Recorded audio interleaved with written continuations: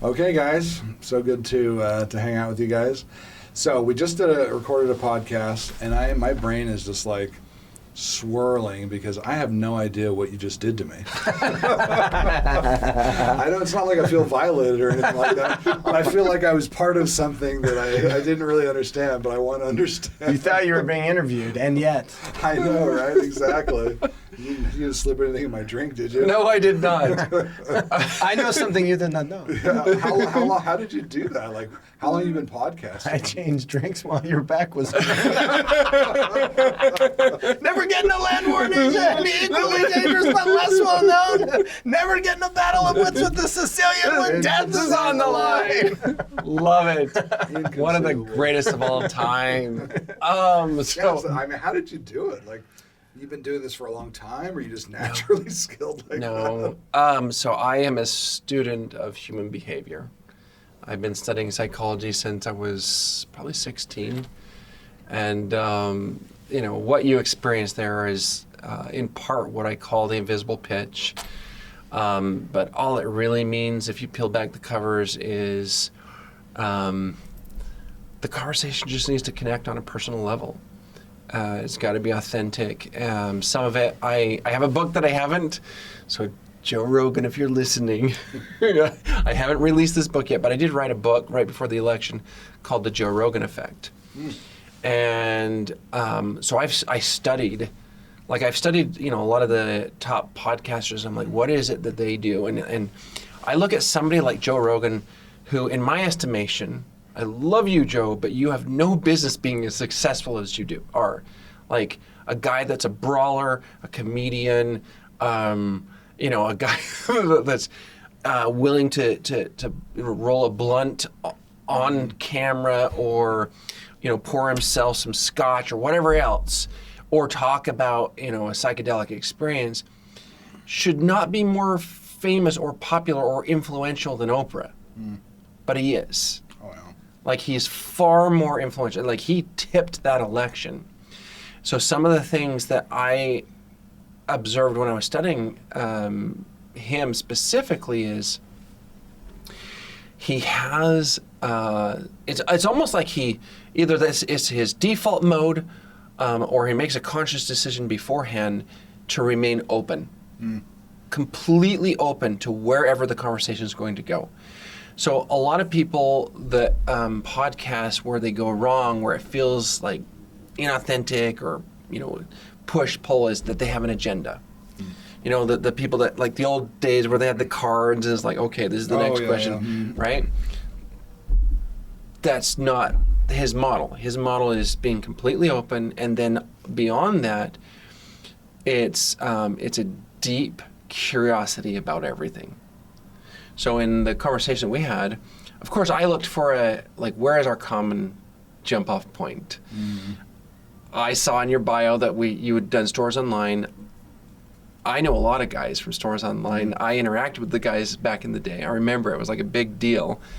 My brother-in-law, Art McComber, was, for the longest time, he was the top preview speaker. Oh, cool. And, so I know all those guys. I even know on the boot camp side, Brock Madsen and all those guys. And so I just looked for, where's that common jump-off point?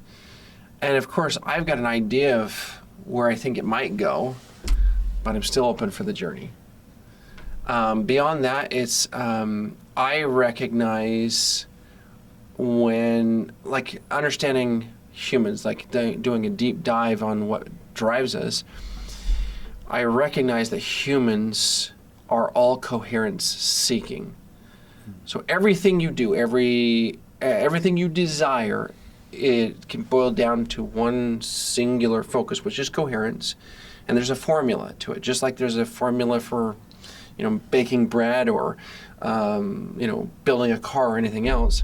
It's very simple. On a psychological level, we're driven by 4 core needs: security, belonging, meaning, and growth. I weave that into every conversation. I'm now it's kind of innate, or it's kind of natural, but I've studied a ton, so I'm like, okay, how does the person that I'm having a conversation with interpret their need for meaning? For you, the conversation about the 404, that was clearly a drive for belonging. You moved to St. George and you felt like you were on an island.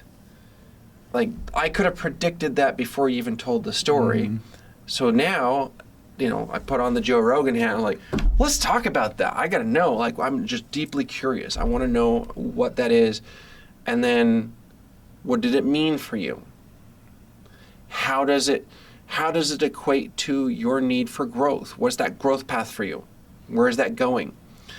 On a security level, those things are usually more under the surface. But yeah, so that's part of it. Definitely part of it. So explain how that process, the invisible pitch process, produces a different outcome, both in the feel of the experience and in what it arms you to be able to do next in the relationship. Okay. So, everybody can go back and watch the interview, but I made a bold claim. If you remember the bold claim, it was podcasts specifically are the most overrated and underutilized tool in your marketing toolbox. So and the reason I explained is it's overrated because we're all looking at the vanity metrics. Where people are getting it wrong is they're looking for attention. They're basically like professional pick-me's. Like, hey, look at my product, look at my brand, look at my injections. I don't care what it is. They just want people to pay attention to them. Whereas what we should be looking for in a not just a podcast environment, but any human interaction, we should be looking to connect on an authentic level.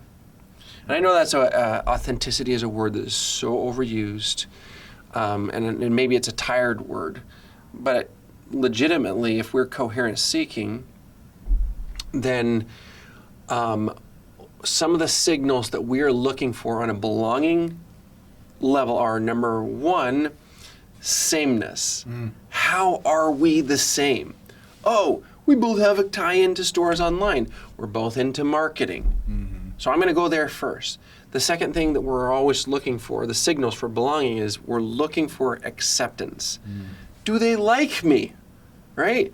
If I walk into this room, are they going to pull out like sticks and knives and like it's going to be a bad thing or is it going to be a good thing? Outside of that, from a belonging perspective, we are looking for, how am I special? How am I significant?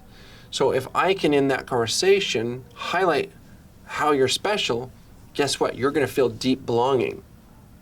Like, no matter what. Unless I'm a freaky looking thing, right? you're going to feel a connection.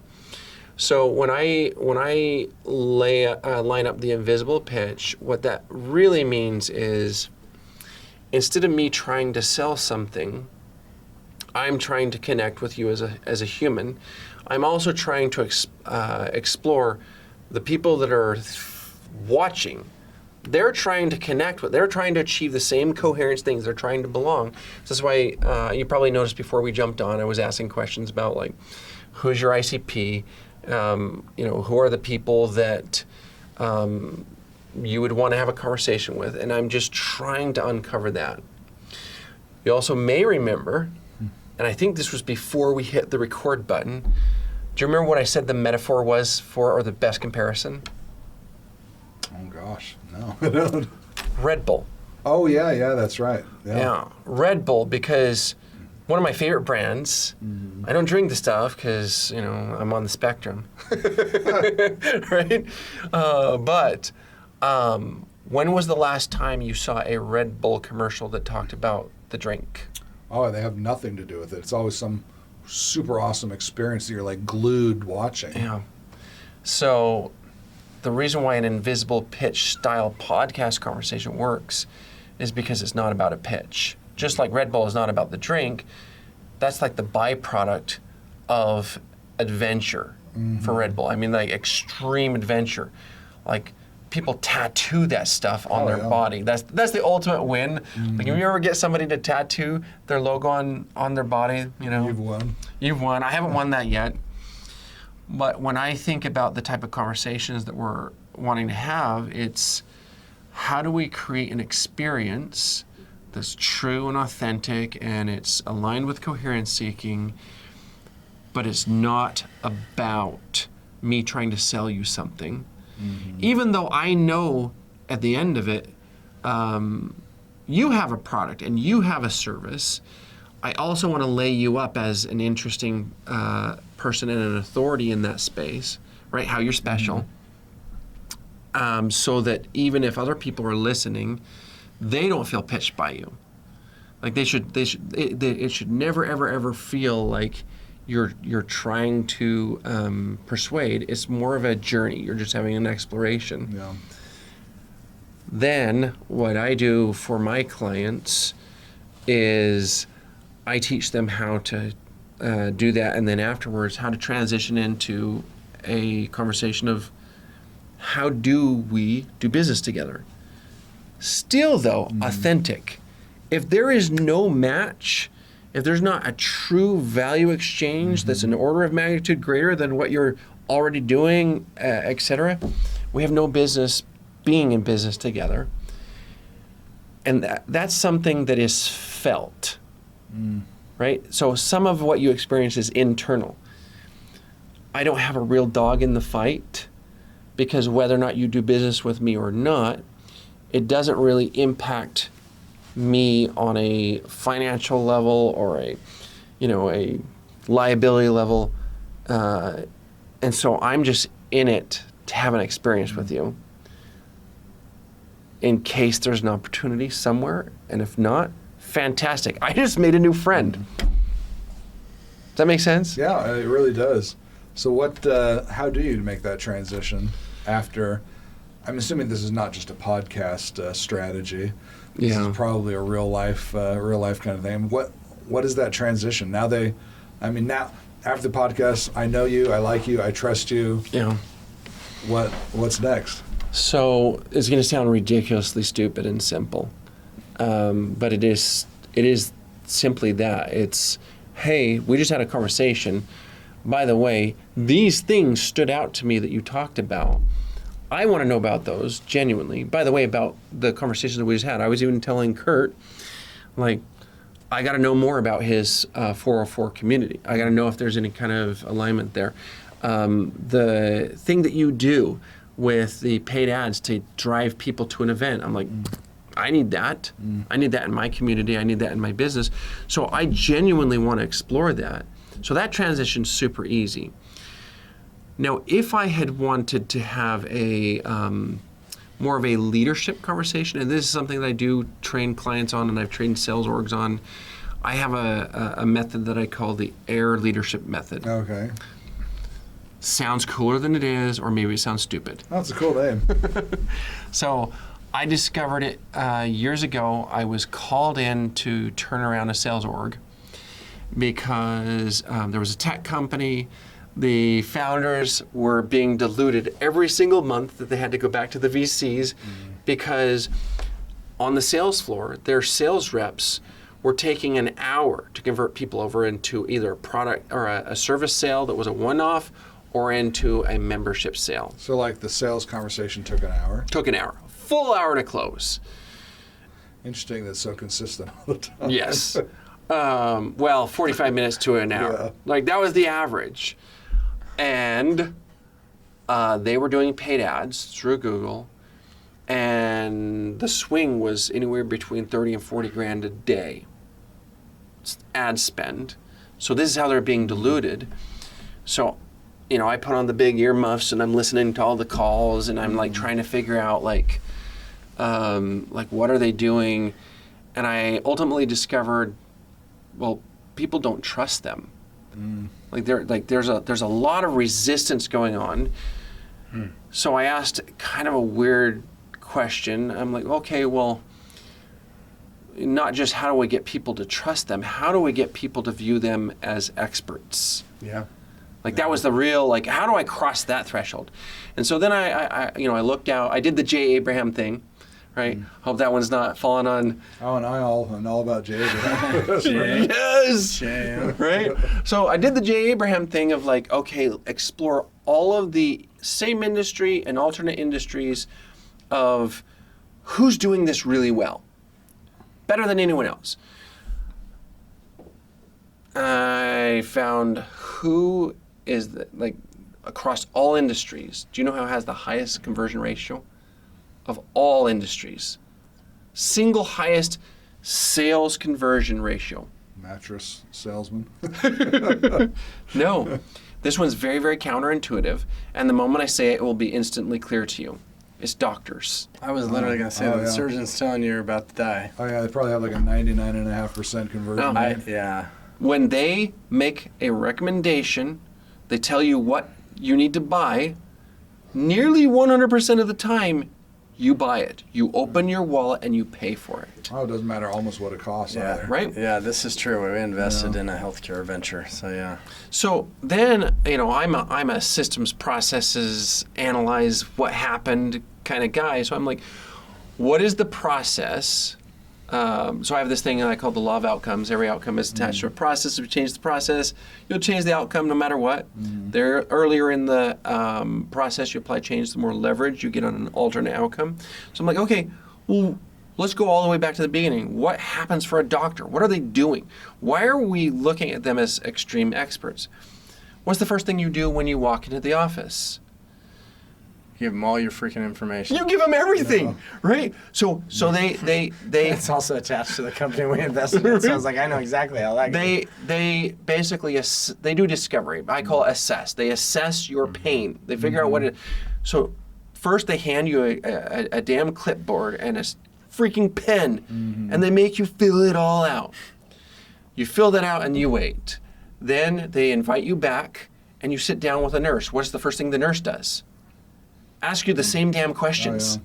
The exact same questions. What are you here for? They take a few more metrics, but they're still assessing where you're at, what your pain is. Then they go out. They come back in. What does the doctor do when he first comes in? Same stuff. Ask you the same damn questions. He's asking you. Didn't you just talk to your nurse? What did she ask me? I'm sitting there thinking, eventually, as I realize like this is the thing, I'm like, why is everyone asking me the same question? Instead of pitching, all he's doing is assessing what your situation is. Then what does he do after he's assessed your situation? He diagnoses your problem, right? Well, that's still part of assessing. He's diagnosed. It's like, okay, like where does it hurt? What kind of pain is it? Is it sharp? Is it dull? How long is it hurt? Et cetera, et cetera, et cetera. So now he has a lay of the land. And what he's done is he actually restates back to you, okay, so you're saying it hurts this way. What he does next is actually very brilliant. This is what positions himself, not as a curious observer, it positions him as an expert. He informs you. He educates you. He teaches you something about the thing you're experiencing that you had no idea about before. Oh yes, this is a very common thing. It's called bumpalitis. Yeah. Like whatever it is. You have that too? Right? Wow. Yeah. It's 87% of the time, bumpalitis. All the time, right? It's something that's running rampant. And just so that you know, so there's a lack of personal responsibility epidemic right now. right? Oh, is that a real thing? It's very much a thing. It's alive and well in this country. I thought that was a joke. So then he educates you. He informs you. That's the A, assess, then inform. What happens next? Pulls out his little pad. And he says, what I recommend is, this is what you need to do. Does he ever ask you whether or not you want to buy the thing that he wrote on that little piece of paper? No, not at all. This is what you need. The only thing that he asks the entire time as far as your preference is, which pharmacy do you want to go buy it from? That's true. Which pharmacy? Would you like Visa or MasterCard? Right? That's it. That's it. So that entire process, so I'm in this turnaround and I'm thinking about this. I'm like, oh, no one's positioned as experts. So I completely overhauled the sales process and sales script following this AIR leadership method. And magically, sales calls go from 60 minutes to 20 minutes on average. Suddenly everybody's making money. We're all happy simply by changing the structure of the conversation. Sure. So that part you may not have noticed, that I do it now kind of naturally. If I'm transitioning into something that I care about, I will ask a lot of questions first. I'll assess. Then I'll share something. I'll inform something that I know that maybe some people don't know. Think about the conversation. When we were talking about Parker, I informed those rules of Google search. Relevancy, and whoever's got the biggest footprint wins. Now, for someone listening that's not in our world, that hasn't had our lives changed by somebody, a mentor like Parker, that's going to be very, very meaningful for them. Oh, I hope so. So, anyhow, that's the model. It's called the AIR Leadership Method, and I've been doing it for quite a while. Now, I wanted to ask about that specific example. Was this inbound or outbound? How are people inbound. getting? Okay, so how did you position these people as the experts? Was it you trained them how to interact, or were you going up funnel to try and pre-frame people so that by the time they got on the phone call, they were ready to have that conversation? So the company was a B2C tech support or computer repair business. So it was like the first Geek Squad online. And people were coming inbound from two pathways. One, they were coming inbound from pay-per-click ads. So, computer repair, virus removal, whatever it was, email recovery, password recovery, things of that nature. And so when people would call in, of course, the reps would just start down the path of asking intelligent questions. Okay, so let's just say the computer's not working, or they've been locked out of their Facebook account or MySpace or whatever it was back then, right? So they ask a question. Okay, well, do you know what your password is? Obvious question, right? So let's just start down the obvious and then go down this path. Then they'll just follow the AIR leadership method. Now, I will admit that it's not entirely linear always. Sometimes it's little AIR loops that lead to a big overall process. Now, are we talking like AIR? AIR. Oh, okay. AIR, assess, inform, recommend. Oh, okay. Right? So first thing I'm going to do, even if I sit down with someone with a business problem, okay, tell me what's going on. What keeps you up at night? Like, who does it impact? Who else does it impact? Why is it a problem for you? Why is it a problem for your business? What have you tried? So on and so forth, right? I have a whole nother method that goes into that, but so that's literally what they're doing, is they're just asking questions. And then when they uncover something, then they're informing. They're like, okay, well, most likely what's happening is this: your computer's not plugged in. Right. Sounds crazy, but I've been customer support. Right. Whatever it is, like you may have some type of infection on the computer. There's a whole bunch of different types of viruses. These are the places you normally get them if you're on these types of websites. Have you visited any of those kind of sites? Yeah, I have. Or have you clicked on any any links and emails, yada, yada. So that's assess, inform. Assess, inform, restate, back. Okay, well, based on, you just told me that you've clicked on this, I'm thinking it's more along these lines. What I recommend is we need to do a full scan on your computer. So do you have the ability to leave your computer alone for the next 2 hours while I run scans, blah, blah, blah. I'm acting in the role of as an expert. Oh, yeah. But I'm never asking them permission beyond... Oh, interesting. The doctor never asked. Doctor never asked. They never asked. This is the information I need.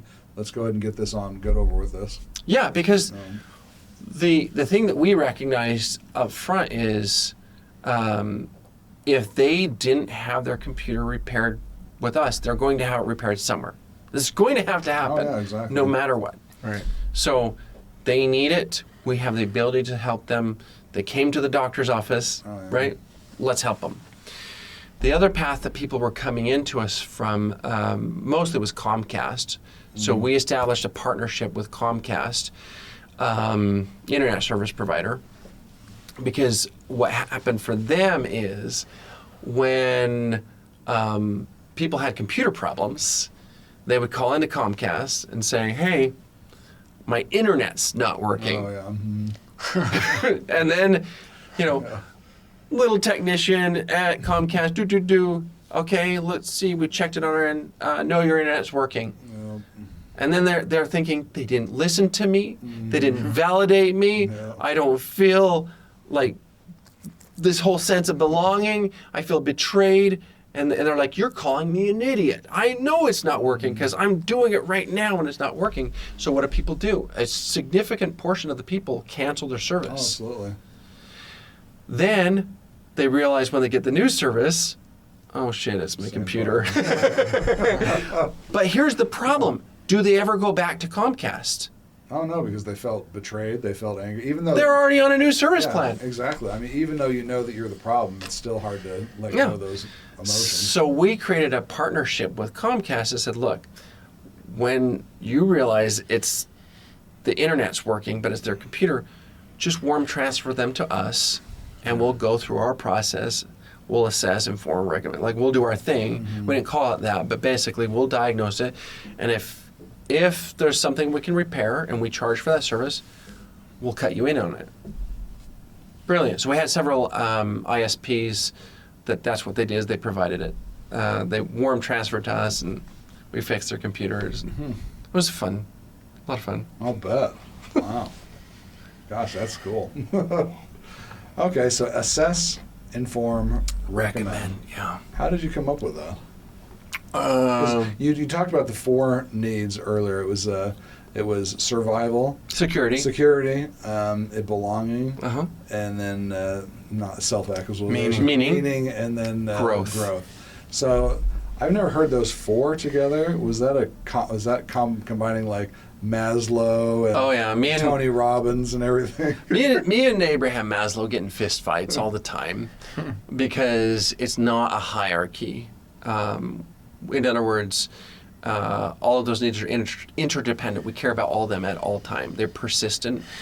But in essence, I think what you're asking is like, I come up with methods and systems and processes. That's just part of being neurodivergent.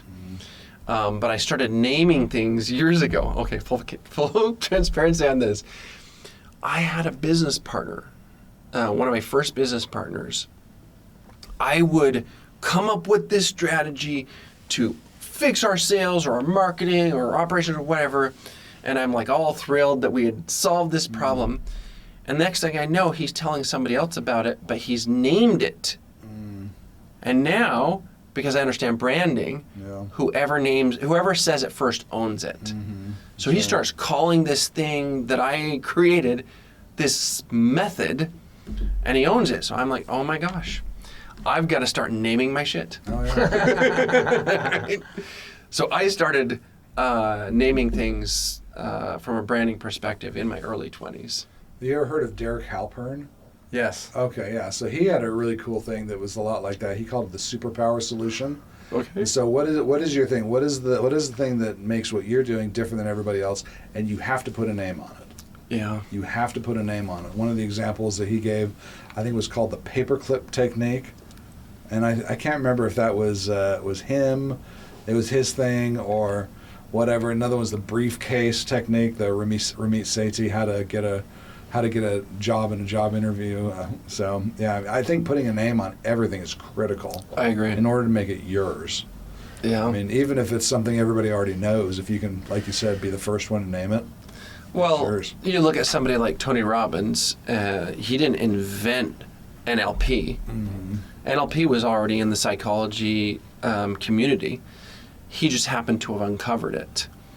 And then he popularized it. He made it something that was sticky for people. Now, I don't think he named it as a method, but certainly others have. Like you look at the law of attraction, well, some gal named it The Secret. Yep. And suddenly it is owned by that brand. So yeah, so I also started naming things because I realized we have a tendency to over-explain or over-intellectualize things. I have a weakness of this. And if I don't make things sticky, then I'm going to waste a lot of human breath to get people, even on my own team, to the finish line. That makes sense. Sticky. That's good. Yeah. Well, the simpler an idea is, the stickier it becomes. When we do Pitch Kung Fu every Thursday, where we have these founders come pitching a bunch of live capital online every week for years on end, you've heard me say this to founders sometimes, like, good founders speak in paragraphs, really good founders speak in sentences. That's so hard. It's because it's a reduction process. Yeah. It's kind of like when Michelangelo started with either the clay or the stone, starting with this block of stone and then chips it away and you end up with the form.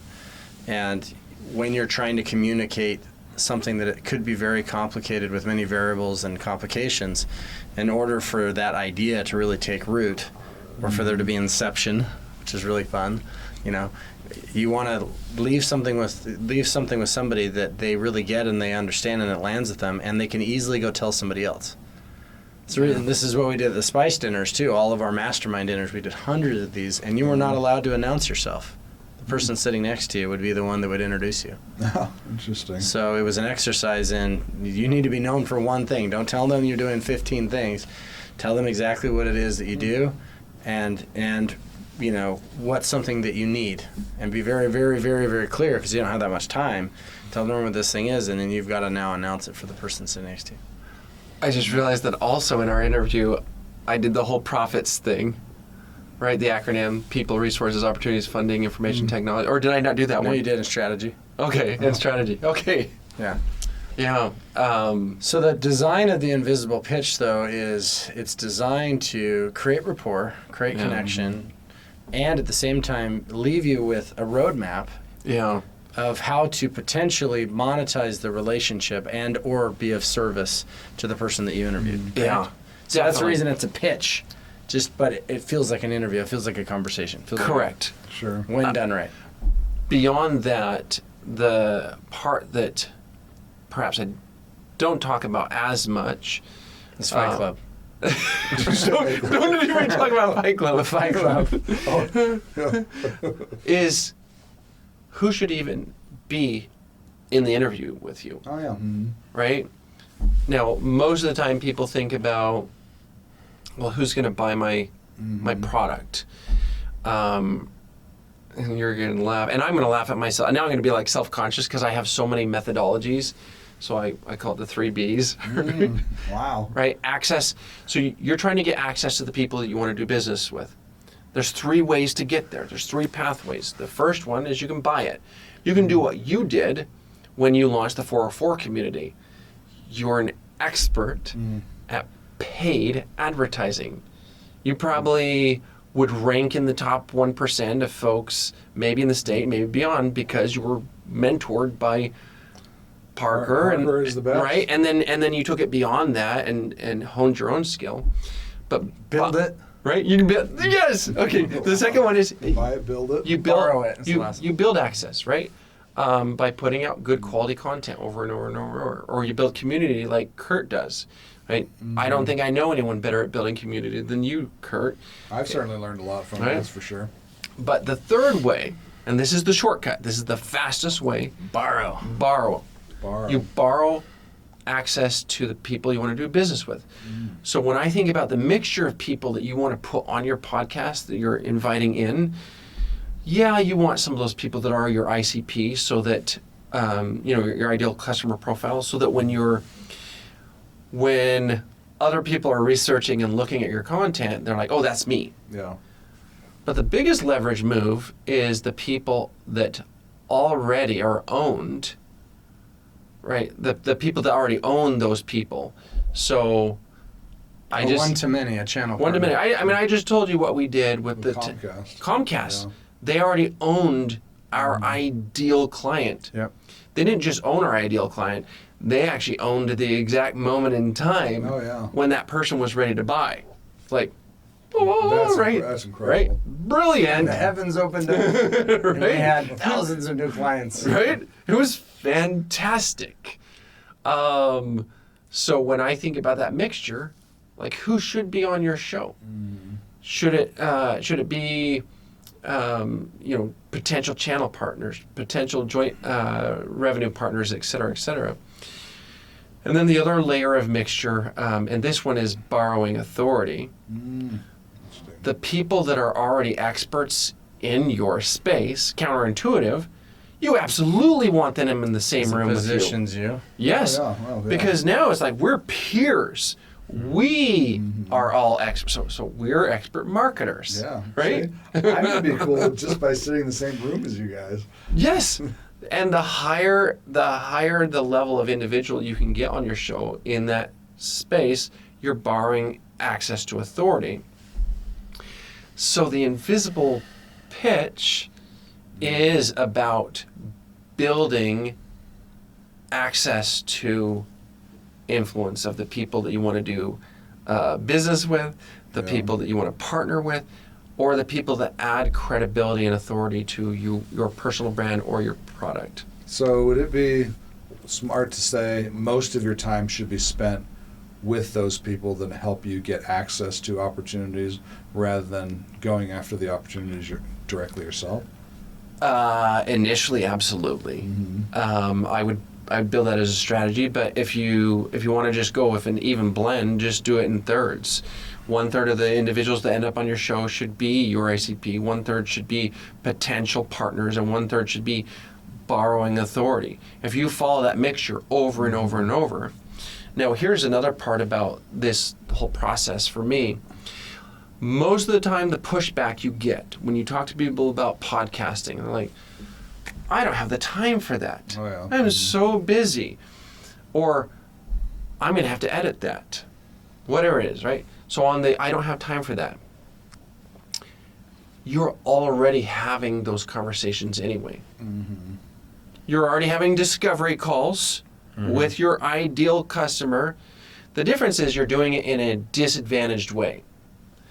Because when I'm talking to you about my product and you're a prospective buyer, you are doing me a favor by listening to me. Oh, yes. But if you are interviewing me, or I'm interviewing you about your product and your service and your solution, I'm actually doing you a favor. That reciprocity is flipped in my direction. So I'm in a prime environment for us all to play nice. Yeah. Same thing if you are interviewing, or if you want to reach out to somebody that say they are a PhD, foremost authority in this space. If you're like, hey, I just really want to take you to lunch and talk to you. I want to learn from you. I want to pick your brain, which is the worst thing you can say. Yeah. Get it daily. Right? Yeah. I just want to pick your brain. Yeah. Guess what? They're going to tell you no. They'll probably tell you hell no. Or their gatekeeper is going to tell you where to go. Yeah. But those exact same people, if you invite them to be on a podcast, the same way you did with your 404 community, where you're leading the community, guess what they're going to say? Oh yeah, I'd love to find out. Or they're going to ask about the vanity metrics. Oh, yeah. Who else have you had on your show? What's your distribution, views, blah, blah, blah. Those people you may or may not want on your show anyway. But yeah, those thirds, you just mix them. So you and I have a book that we really love called Brainfluence. Oh my gosh. So let's talk about this. Oh my gosh, I want to hear all about this. Good title. Yeah. The Marketer's Bible. So a lot of books in the marketing space are either too far into just strategy land with not enough tactics, or if they're tactical, they don't last. You know, Dan Kennedy and obviously Jay Abraham know how to write great material that's timeless and tactical at the same time, which is very interesting, because usually you're going to be on the evergreen principle side. But Brainfluence does a really good job of bridging the psychology of why people do what they do and why they buy with practical stuff. Yeah. Gosh, I'm curious. You need this book, and you need Brainfluence. You need. I'll send it to you. You need the audio version, and you need the hard copy. And in fact, anyone in marketing, I call it the marketer's Bible, because it's okay. Most of the time in marketing, I used to tell this to clients even, like, part of marketing is science and part of it is black voodoo magic. We lick our finger and we stick it in the air. We're like, I think it'll work. The reason why I love Brainfluence is it's neuromarketing. It's based on all the psychological studies. Everything from, the type I talked about in the last podcast with the jumping jacks and whatnot, like we did for NOS, but also where they actually stick like electrodes on people's heads and they measure what's happening when they're looking at content. So, and I can't remember his name that wrote Brainfluence. Oh, Roger Dooley. Thank you, Roger Dooley. So the book is just chock full of all those studies and principles. Oh, interesting. And then beyond that, he actually has a podcast, Brainfluence, where he's continuing to just drop marketing bombs on everyone. It's good stuff. It's like Seth Godin level. Wow. Good stuff. Wow. Seth Godin. Yeah. The OG of permission marketing. Right. Yeah, I think his podcast rule, I heard him talking about it one time, and I think he said that if you want him to be on your podcast, he doesn't ask about distribution or numbers. It's, have you done 100 podcasts? It's consistency. Interesting. Yeah. I think it's 100. I don't think it was 20. I think it was 100. Have you done 100 podcasts? If so, I'll do it. That's cool. That sounds exactly like the way I talk to founders when they're fundraising, at Pitch Kung Fu, and they're like, I got this fancy product. I'm like, cool. Did you leave the building? Are you still in the bat cave? Are you still trying to cook those buns in the oven? Or have you gone out to the neighborhood and asked people what they thought and if they're willing to re-up and order some? Yeah. So I think it'll work. My mother-in-law said it would work. Right. Well, honestly, that reminds me of a conversation we had previously about you actually got to talk to people. I know. This is such a hard concept for business owners to understand. Wasting a year of my life, tens of thousands of dollars on a product nobody cared about. And that's if you're a small business. A startup, you're committing 10 years of your life to something, and you don't want to go talk to people and interview your clients, customers before you build it, before you spend what's in your bank account on it. Holy crap. You want to know the secret to a successful business or a successful startup founders? Build something the market wants to buy, and if you're fundraising, build something that capital wants to chase. Yeah. That sounds really too simple, Kurt. Can you map that out for me? Yeah, well, here's the map. Money. Do not pass go and collect $200 until you talk to 100, 200, 300, 500. I think it's deleted now, but I have a Facebook Live that Levi and I did in Scottsdale at one of the big houses. And I used to call it at that time 100 first tries. I want you to go and talk to these clients. Now, I'm more impressed if you've done 400, 500, 1,000, you've got them on a wait list, blah, blah, blah. But minimum, you can't know what your messaging is, you can't know what your offer is, you can't know what your pricing is, you can't, today we were talking to somebody who had exited their last business for $25 million, right? And he goes, what's the pricing? And I said, I was like, you're not going to know the pricing until we go do client discovery. The fact that you built the platform is actually bad because you don't know how much money you spent properly or not. You could have just wasted all of that money. And it was funny, there was a really great founder from Vegas that came and he's all proud of it, spent $250,000 building this thing. And I got him to the point where I said, how much of that money was effective? And he goes, I get what you're saying. You're saying I don't know out of the 250, especially in the age of AI, when someone can knock out something in a weekend.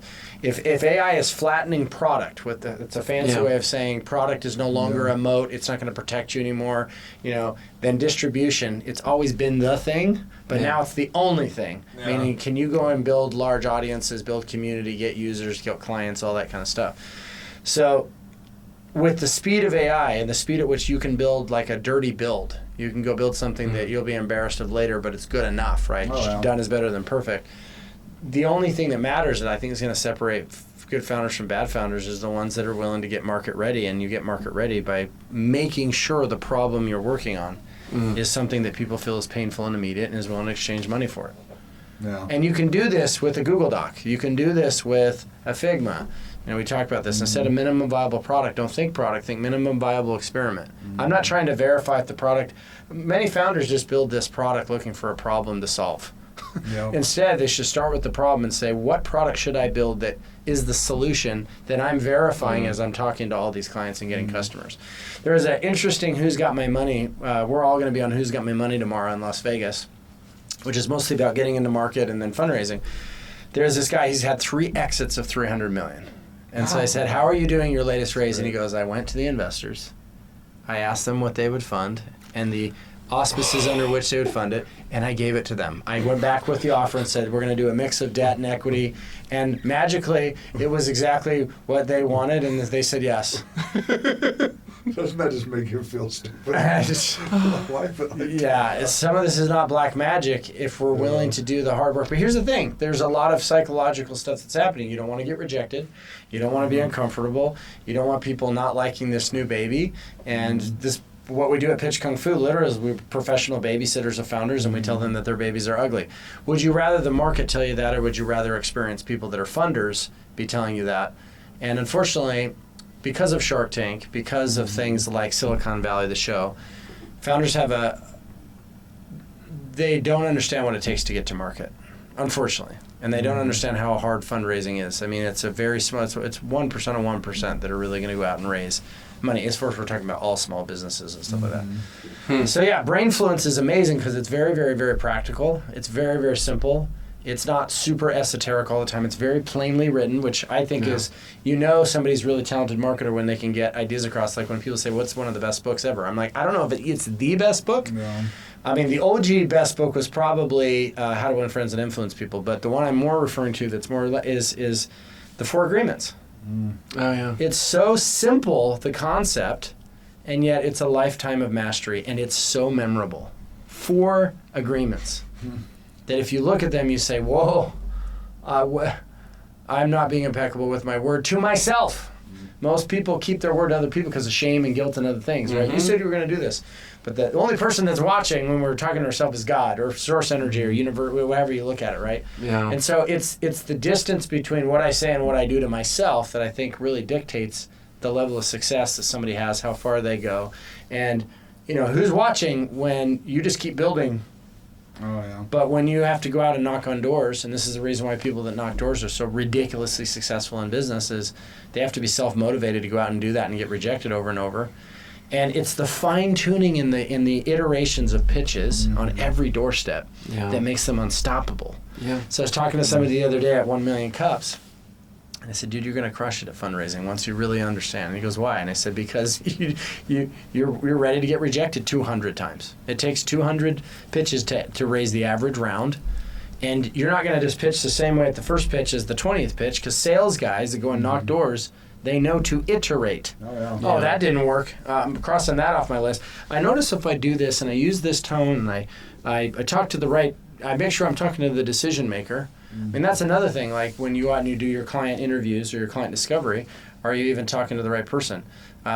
So for those that have gone on missions where they go out and knock doors, for Jesus for 2 years, right?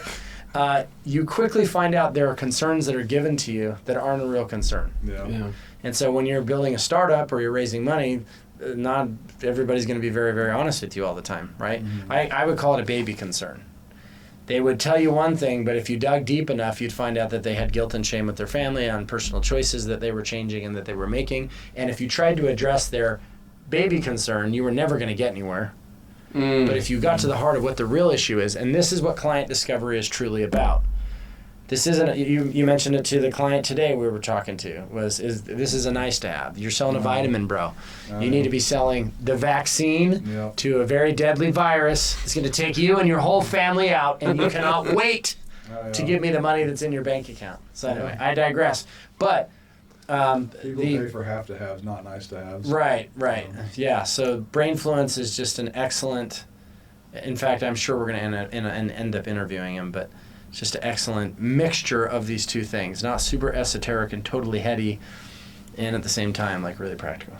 Yeah, definitely. Brainfluence. And I think that just to kind of, probably kind of to end on, this is kind of the reason why the invisible pitch is really cool, is it's a conversation. It's very simple. It's very accessible. It feels very connected. And yet you get a download on everything you need to sell Michael as a client in a way that he's going to be super excited about. And we're having that conversation after this. Right? Yeah, that's right. Where you now have all of the information you need to build something that's truly of service. Yeah. And I want to just point something out that we explained to this individual that had this large exit. You're not getting on the phone to sell them your product. Yeah. You need to throw the product away. You built it with no guidance from the market or the clients. In his case, literally throw it away. Yeah, yeah. But what instead you're doing is you're making sure that it's the right problem and you understand the pain of the problem and you understand everything and you get the messaging and you get the offer. And then you can come back and say, based on your feedback, I have a solution. Is this what you would buy? And they, yes. Then build that. Mm-hmm. So it's problem first, then solution fit, then you can think about building the product. And so what the invisible pitch does is it's walking the interviewer with the interviewee through this process to where you end up with something where you have the raw material to probably fashion a proposal or to create a win-win or to solve the solution. People don't care about us. They don't care about our companies. They care about their problems. Yeah. And they're willing to exchange money for people that can solve those problems. This goes back to something you used to call the law of exchange. You probably thought I forgot this. We exchange money for things that we think are more valuable than the money. Yeah. And that means there has to be all relationships of all kinds, other than maybe the relationship with God or the ones you have with your kids, which is unconditional, are all about a transaction. They're all about some value that must be exchanged. And I think this is something that people forget as they're building relationships to either resource up their venture or a check writer. Like if they don't write your check now, that does not mean there's no value. It means that it hasn't been exchanged yet. And you have to play the long game. Yeah. So sometimes you can invisible pitch somebody and you're ready to rock and roll, and sometimes you're invisible pitching somebody and the sales cycle's 2 years. Yeah. One thing I do want to add specific to the invisible pitch, and also the reason why I didn't write the sales book, because you have to have integrity in the process. So I don't like sales books because people have a tendency to go tactical. Puppy dog clothes. Yeah, right. Even NLP is abused in my mind. I study human behavior and I care about it deeply. But what I don't want to do is I don't want to give bad actors the ability to behave poorly. And so for me, what the invisible pitch is not a tactical manipulation method. It's just a human connection method. It's understanding, kind of like Kurt was talking, it's finding out where the real value is. So I commit before going into a conversation, even if it's just on a subconscious level, we're not doing business if I can't truly generate that value. Like, I'm so happy you brought up the law of exchange, right? If it made his little nerdy heart happy. If it's not more value than what you're exchanging for, and for me, ideally, if you are building a venture that deserves a space in the market, it needs to be an order of magnitude greater. Oh, interesting. Which is the reason why we have exits. So it's not like, okay, value here. Yeah. Well, that's where the valuation of the company comes into play if we're getting really detailed about it. The market is saying the way that they've done this, the client list that they've brought in, the amount of revenue, the technology, the moat, which is how competitive would this be to compete with to build a clone of this, right? These are the reason why you're going to get a premium. And there's certain, we're having a conversation last night with somebody at the event about, I don't know what to do next. I said, make sure you find a problem in the world you're obsessed with solving, and then make sure that the business model promotes the level of freedom or whatever it is that are your highest values, and make sure that's baked into the design, the intentional choice design of what it is that you're building from scratch. But even if we just talk business model law of exchange, the business models can sometimes leave you with 3 times multiple versus it used to be SaaS would give you a much, software as a service, would give you a much larger exit because of the multiplier effect, because it's software that's doing it. Every new software user does not increase a heavy amount of cost, and your margin is really, really, really high, right? So different business models give different attunement to the law of exchange and the valuation. Some of these businesses are very tough to model the math, and some of them are very easy. When you have a subscription business, or you have a business that is SaaS, it's very easy math. Mm-hmm. In a world of startups where nothing is certain, you can look into the future and say your MRR and your ARR, which is your monthly recurring revenue and your annual recurring revenue, there's a reason these numbers are used. In a world in real estate, everything's data driven. Is the property worth this or not? Right? It's physically worth something. In private equity, it's what's your cash flow? In a startup, there's none of those things most of the time. So when you get into revenue, considering that technology and innovation is at the heart of why these companies have such outsized value exchanges, is one of the few metrics we have to look at. We can look at churn rate, we can look at cost of acquisition, but one of the few metrics that we can really, really look at is how successful have you been in taking this innovation and this investor money into the future and created MRR or ARR. Mm. And there's thresholds too in the investment world where we start to say, like in SaaS, it used to be you get to $2 million in ARR in 2 years. That was now we're cooking with grease. Now it's time to move towards the Series A round, blah, blah, blah. Your order of magnitude comment, I don't know what it was that just something flipped for me when you said that. A lot of time, it just drove home to me why I lost my last 2 sales. Okay. Because when you said that, I was like, no wonder they said no. Yeah. I was coming in from the perspective of, okay, I want to charge this, I gotta provide this in order to get that, but it's not like that at all. People pay for transformation. It's like, okay, you need to come with how much can I possibly give, and I still don't understand this part, but I totally got why I lost those last 2 sales. So part of it is that there is a cost to change. And whether switching costs, right, it's called in economics, right? Yeah. And whether or not we admit it or not, psychologically we're processing that. Yeah, it's the reason why once a bank gets you, they know they got you. It's the reason their customer service can be so bad. It's the reason why the neobanks are doing well, these online banks. Mercury is a great example. I don't love everything about them, but I freaking love that I never have to get on the phone. I just email them, and they actually respond, and they handle it. Yeah. But switching costs for banks are high. When somebody gets set up with the bank and they get all the little integrations and their pay stuff handled, they're not likely to switch away to something else. So that's something you can bake into your business model. Yeah, for but sure. He's right. If it's going to require me to make a big change, I've got to feel like it's a not incremental, but potential paradigm shift level situation. So how do you do it?